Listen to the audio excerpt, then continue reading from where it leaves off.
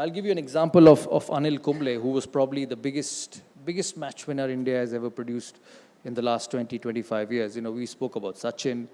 We speak about Ravichandran Ashwin, who's gone to the fastest 300 wickets. There's young Virat Kohli at this stage, one of the most prolific players in world cricket you must have seen for a long, long time. But here was one Anil Kumble, who I think probably has won more cricket matches than anybody in Indian cricket. I still remember attending a selection committee meeting before the tour of Australia. Before the tour of Australia in 2003. I was captain of the side, and I knew that the selectors were not very keen on having Anil in that tour. I remember beating New Zealand in the semi-final in Hyderabad, and then going that night to pick the team in the hotel.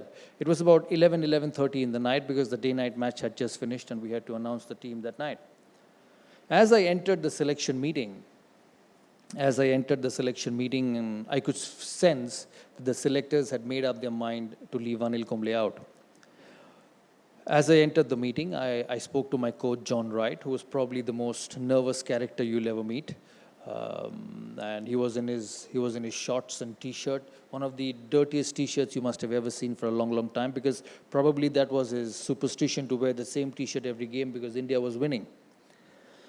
So as I entered the team meeting and I realized that the selectors won't pick Anil, I kept on requesting, I kept on insisting that he's such a match winner, he's done so much good stuff for Indian cricket, he must be on that tour to Australia. He said the selectors just didn't agree.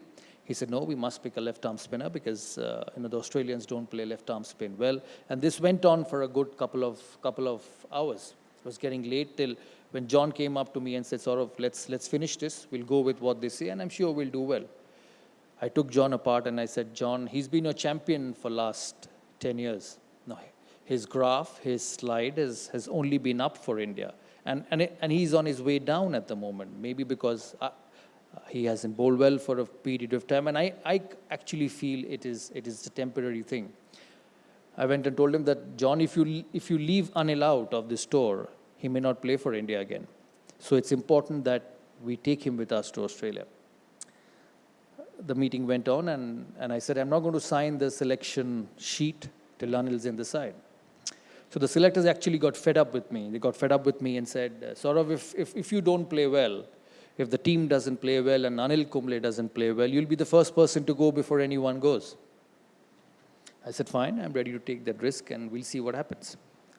We went on to Australia, and Anil had an outstanding series. Not just an outstanding series, but an outstanding year as well. He went on to pick 80 wickets that year, which was the most ever by any spinner in a calendar year in the history of Test cricket.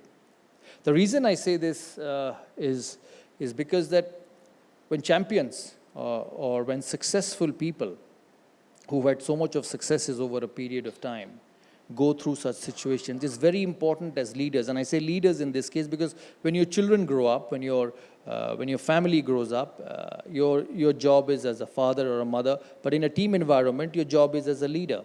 So when you're down and when your best performer over a period of time has not done well, it's important to support him. It's important to support him because in your endeavor to support and in your journey to support, you actually reinvent the best of that particular individual.